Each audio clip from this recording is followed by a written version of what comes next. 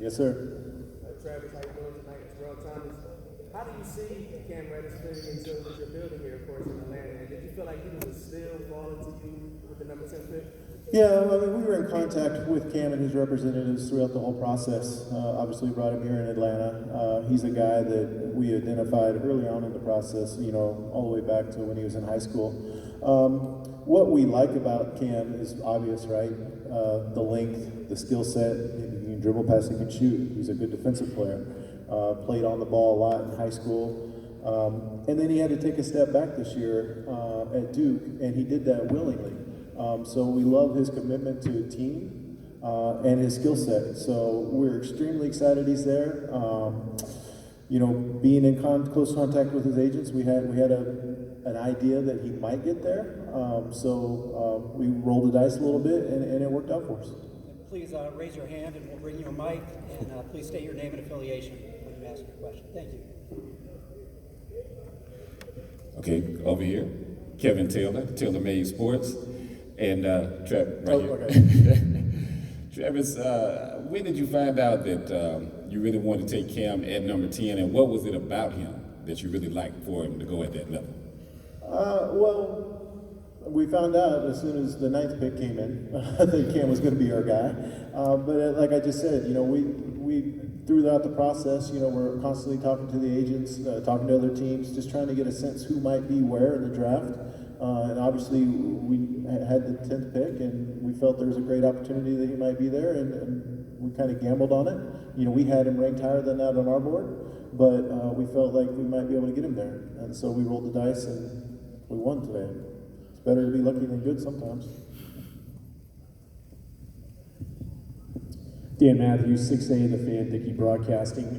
Just getting Cam from a program like Duke, you got Amari last year from a national champion. How important is it as you develop this roster to get guys in here that come in from a culture of winning? No, it's very important. You know, we talked about this as this year played out this year. I got lots of questions about, oh, you guys shouldn't be winning these games down the end. You heard your draft status. Listen, we want guys that know how to win, that know how to close games, and being able to learn that process in high school, in college, in the NBA is all extremely valuable.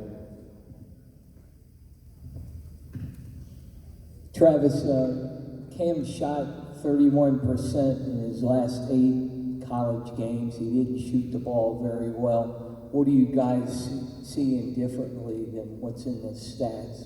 Well, I don't want to make excuses for him, but you know, he played with some injuries this year. And then, listen, guys go through streaks. We have a ton of confidence in his ability to shoot the ball, and we think with more and more reps, he's just going to get better and better.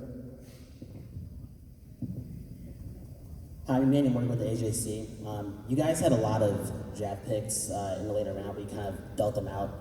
What's your mindset into doing that instead of kind of drafting younger players for G League? I'm sorry? So you guys have a lot of draft picks in the second round. What was your your mindset in dealing those out instead of getting younger players for the G League? Yeah, so, you know, going through the process, we had 5 picks, maybe potentially more as the draft played out. We knew we didn't want to have 5+ rookies on the roster. So we did the best we could to try to figure out how to maximize each pick best we could. So with some of the second round picks that we traded away, we got future second round picks, kind of kick them down the line.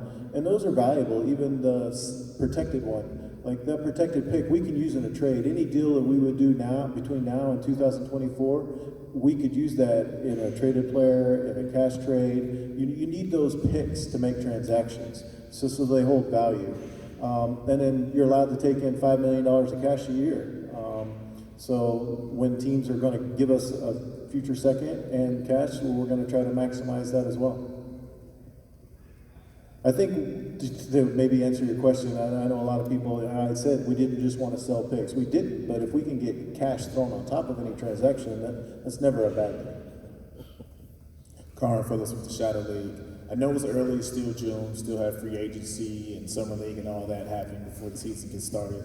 But looking at the roster and what you had before the night started and what you could potentially have when the night ends, what does that say about what you guys are the style of play and the brand of basketball you're looking to play this year? Well, I mean, you saw this year, we want to play fast, up and down game, we want to space the floor, and we're going to have multiple guys out on the floor that can make plays.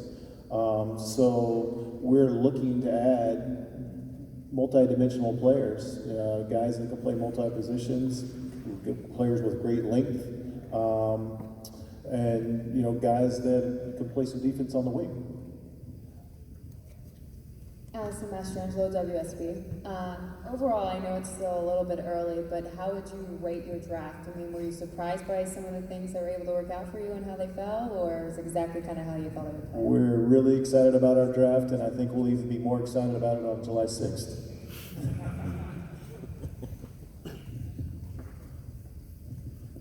Travis, Dimitri Chen, Action Sports and News. Obviously, you guys have a lot of great young talent on this roster. With Cam being added to the roster now, what is the role that you kind of envision for him? And, is it possible that he will crack the starting lineup come the beginning of the season? Yeah, unfortunately, that's not my job, but we're excited to be able to add him to the mix. We love his skill set. We think he's going to be a great fit for the way we want to play, so we're really excited to have him. Can you just update us where Cam is on the injury? New York. On the injury front, and might he be ready for summer league, or is there a plan there? Yeah, no, I don't think he'll quite be ready for summer league. They said it was a 6 to 8 week process. I think we're about 4 weeks into that, so he'll probably won't get on the court till the end of July.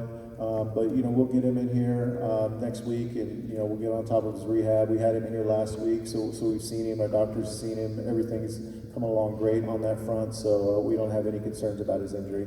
But unfortunately, he probably won't be able to play in summer league. Greg Hurd, 3-point conversion. With going into the draft, was there a focus more on finding versatile players, or more on players that you felt could defend well? We've really focused on a couple guys, and again, multi-dimensional players that can play both sides of the ball. We kind of locked in on a couple guys, and we thought if we could pull this off, it'll be a home run. I went on my walk today around down the Cheshire Bridge and back, and it started pouring, and I came back, and it just cleansed it off all the dirt from me, I guess, or something. So things worked out when we got lucky, and Cam was there for us. Alex Glaze with 11 Alive. I guess when you were on that walk and you're kind of going through your mind with how tonight's going to go, could tonight have gone any better than it did for you guys? No, we're really excited the way it played out for us tonight. I guess it always can go better, and time will tell, but we feel good about the way it played out for us tonight.